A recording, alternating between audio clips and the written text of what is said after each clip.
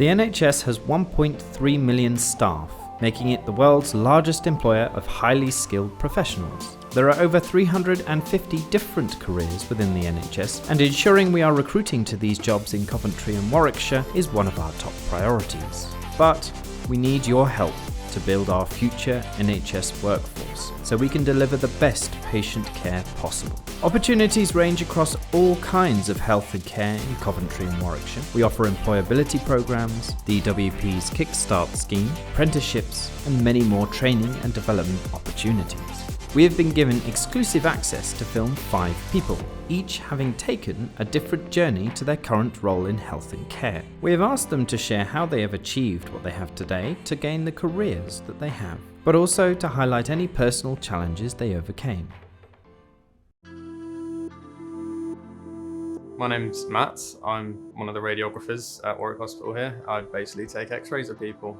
I didn't really know that this was a thing at first. I think when I was younger, I wanted to be an astronaut, or a skydiver or something like that. Went through school, got through my A-levels, and I didn't know where I was going. And it was then the careers advisor at my school, Miss Sheard, who sort of pointed me towards a few different options, and this took my fancy, so here I am. I always liked the sort of physics behind it, and if we're using x-rays, it's a bit of physics and that sort of thing. That was always interesting. There's the aspect of working with people that I think I always wanted to do, and you see something different every day in this job. It is quite varied. I think I wanted that as well. I did a physics A-level along with German and sociology, which weren't really relevant. The physics is then what got me on the course, and then it's a degree that I took at BCU. In diagnostic radiography. That's 3 years of training, and then you qualify as a radiographer. What that essentially means is that I use x-rays, radiation, to take pictures of people, and there's all different types of pictures that I take. There's CT scans, and mainly I do x-rays, but then I go to operating theatres, take x-rays there. It's basically just all different sorts of picture for all different sorts of reasons, and as a radiographer I'm responsible for basically trying to use as little radiation as I can while I take those pictures, and that's where my registration and my responsibility sort of comes into play.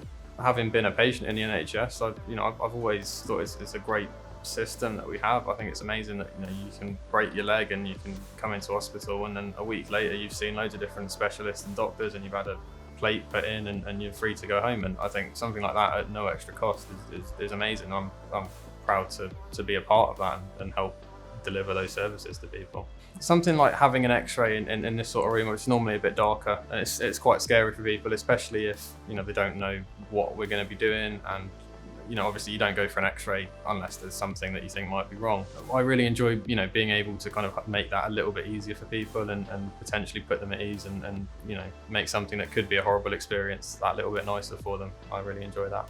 Sometimes you can have someone who's struggling with a problem for years, and then a picture that you take can sort of help work out what's going on, and you get people that are quite thankful, and I've had patients where I've seen them when they've broken their leg. I've then been in the theatre while they've been fixing it, and then I've seen him for about 3 or 4 of his follow-ups, and you build up quite a relationship with that patient, and it's quite nice, really.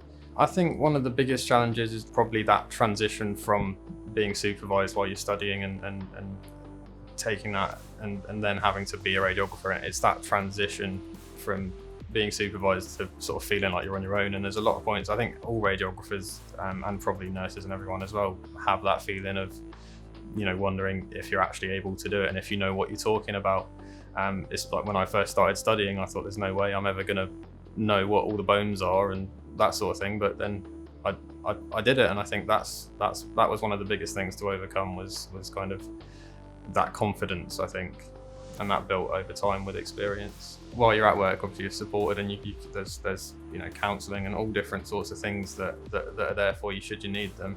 Obviously opportunities for further learning, and you're given a certain number of study days, and I could speak to one of my managers and just say, look, there's this course I'd really like to do, and they do everything they could to try and get me on it, and from there obviously I can develop. There's x-rays that I take at the moment, and there's all different types of pictures, and fluoroscopy, and you can always develop and keep moving in any area. There's always something new to learn, and in this job radiography itself is changing every day, so there's always something new, and you're always kind of improving and you're always learning.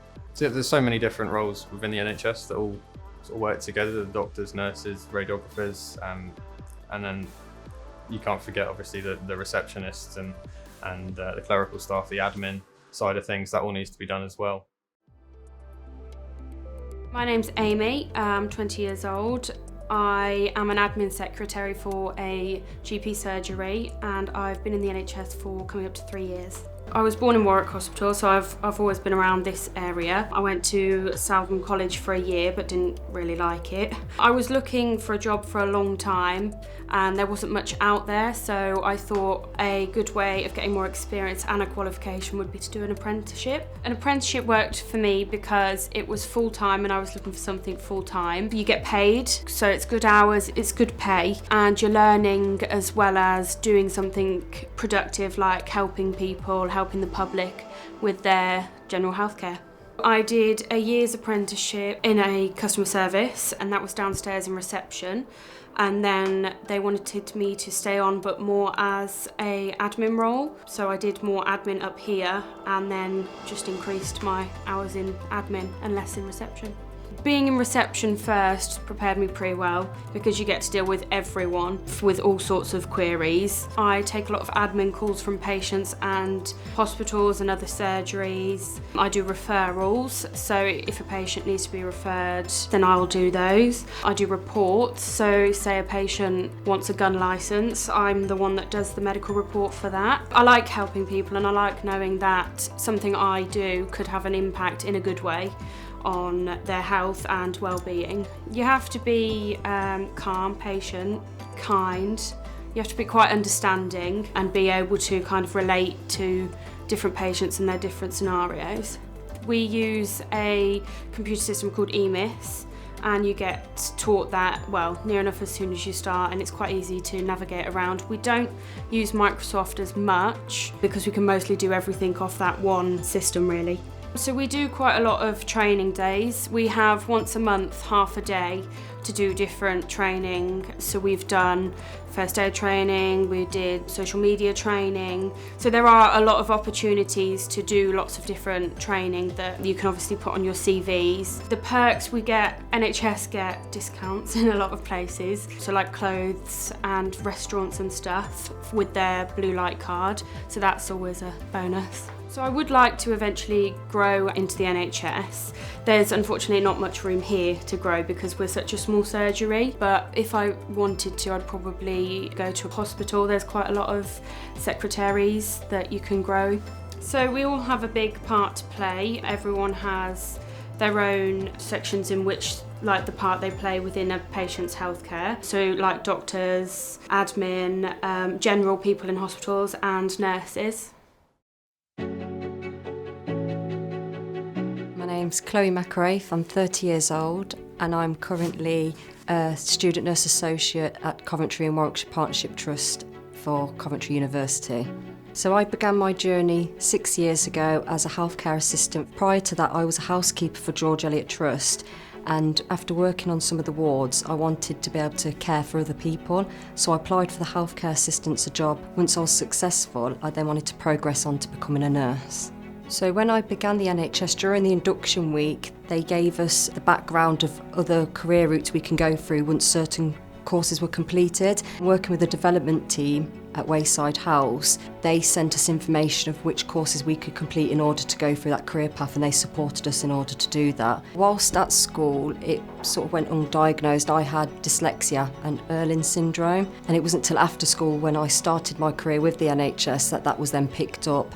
Once that was picked up, I then found learning a lot easier. There's a lot of support. I undertook qualifications in order to be able to apply for the student nurse associate role within the NHS.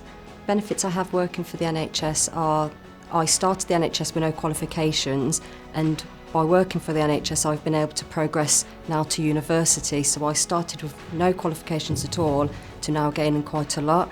I'm able to still work and learn at the same time. So I currently work 37.5 hours a week and I attend university 1 day a week. So I'm able to learn theory and practically while still working on the wards.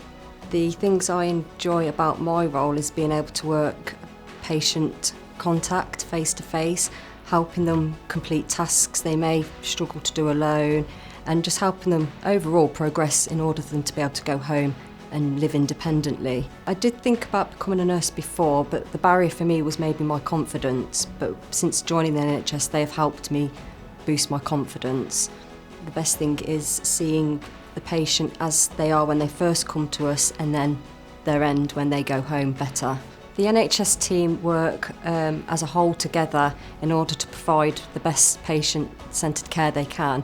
So from the housekeepers to the catering staff, healthcare assistants, it's not just doctors and nurses, it's a whole wide range of teams, office staff, admin workers and people from the estates.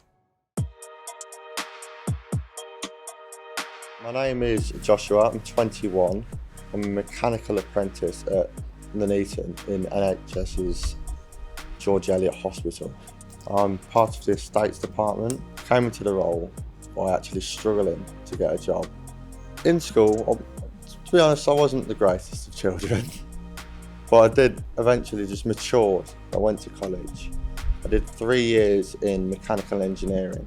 I got all the paperwork to say I'm qualified. However, with college, you don't get the experience real companies want. Real companies want your hands-on experience, want your years. I first went through a scheme. It was a traineeship, it was 8 weeks here at the hospital. My apprenticeship works by me going to college 1 day a week, usually on a Monday. I go to Dudley. Yes, it's a bit of a travel from where I live, but it's worth it. I do all my paperwork at college, like my exams and my assignments, and I learn mostly at work from the people that have been here a while and have experience. The role of the estates department is keep things running smoothly. In the theatres, we make sure that the air is clean so no infections happen, that the water is not too hot to scald patients when they're washing their hands. Everything to do with safety. We make sure the floor is even. We make sure the water is cold enough so you don't get bacterial breeding. I've been in my role for 1.5 years now. I'm enjoying it, different every day. I'm proud to work here because you actually do feel like you make a difference. You feel like you're actually helping people. In a few years' time, I do still see myself in the NHS. I see myself qualified, being able to determine what I can and can't do on my own, being able to help other people and even train someone else to do what I'm doing in the future. The biggest challenge, in my opinion, getting into a routine. You do have a lot of responsibility, but it's a good feeling to know you've got it. Working through COVID, it's been a challenge.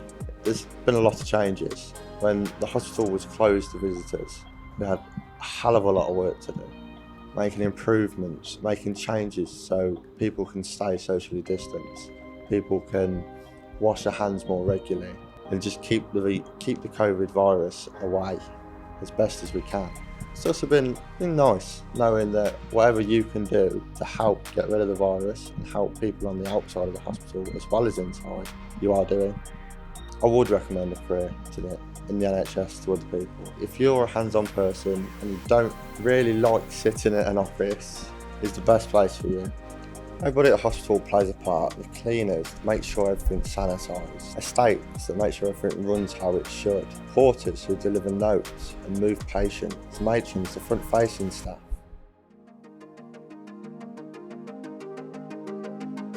My name's Matthew Bird and I'm currently a modern matron at UHCW, working in gastro and specialist medicine. My brother was in a car accident, so while I was visiting him in hospital, there was a patient opposite him that was confused, and I can remember him manhandling this patient back into bed, and I just thought to myself, it's not the right way to do it. Maybe explain to the patient, maybe talk to the patient. I think it was my mum that gave me the nudge and said, you've got those skills. So what I did was we had a careers interview at school. I said to her, I really want to be a nurse. And the last interview, she got back to me and she said, you need maths, English O-level, and you need 2 A-levels at that point. That was a problem. I needed a maths O-level. I'm very poor at maths. Used to be very poor, I'm not very poor now. I failed night school maths GCSE 3 times. Eventually got it on my 4th attempt. The other barriers at that time were friends. They were all off becoming builders and mechanics and things like that. The profession at that time was more of a female profession to get into, so there was a certain stigma attached. I just explained that, I thought it was a worthy job. down the pub over a beer, and that's it really. I think I've really been quite lucky, to be honest. I think as a male nurse, you're taken as a bit of a commodity with the female nurses and the patients. The patients love male nurses. I definitely encourage more men to come into nursing. It's still not seen as a male-orientated career pathway, and I can't understand why. So I started in March '93. I lived in the halls of residence, a student nurse. Did my first placement over at Warwick. Then my first placement at this hospital was a gastro ward, which is where I am now. So after 3 years of training, you then became an old D grade nurse. I then became an E grade nurse on the same ward. Following that, I became an F grade on a respiratory ward. I was then went as an F grade to a care of the elderly ward. Then fell in love with a midwife, funnily enough, worked at the hospital. We went off and got married, and then when I came back after the honeymoon, they said that they needed somebody to manage an admissions ward and asked if I was interested. It was a secondment originally. Went down there and worked for 18 months as an old G grade, which is now a band 7. Finally, then I applied for that job and got it permanently, and I was in charge of that ward for about 2 years. We then moved to the new hospital and worked in acute medicine as a band 7 for a further 8 years. Before becoming a matron. It's something I said I'd never do. I always said I was going to be a band 7 for life. I really looked up to my old matron, who left and became a general manager at the time. And again, she asked if I was interested. I said, yeah, I'm interested. So I was seconded in that role for about 18 months before applying and getting the job full time. After nearly 17 years in acute medicine, I then moved back to gastro to become a gastro matron, and I've been here about a year now. What that entails in that I provide a safe, reliable environment for patients to get better and for staff to do their job. I also ensure that staff are adequately trained to enable them to do their job safely. I encourage them to go on training sessions. I encourage them to have PDRs. I encourage them to get their mandatory training. It's about getting the right person and the right patient in the right bed first time. Bringing a team through COVID and coming out the other side and having a bigger workforce, I think that's something I'm really proud of. We've got a lot of health and wellbeing initiatives throughout the trust at the moment. We've just had a staff garden opened where staff can go and have a bit of R&R. That's been really good. We have regular meetings with all of our staff on the ward to make sure that there's a lot of pastoral support for them. I think the NHS is very rewarding. You get 10 times more out of it than what you put into it. Seeing people when they're at their most vulnerable, nursing them back to health and waving them off as they go. There's nothing, I could not think of another career where that would happen to you. We hope you enjoyed hearing about the different journeys, and a big thank you to our NHS staff who took the time to take part. A career within health and care is a rewarding job with many benefits, including high street discounts, a rewarding pension scheme, and attractive annual leave entitlements. To find out more information or contact us regarding our opportunities, visit localhealthcareershub.co.uk.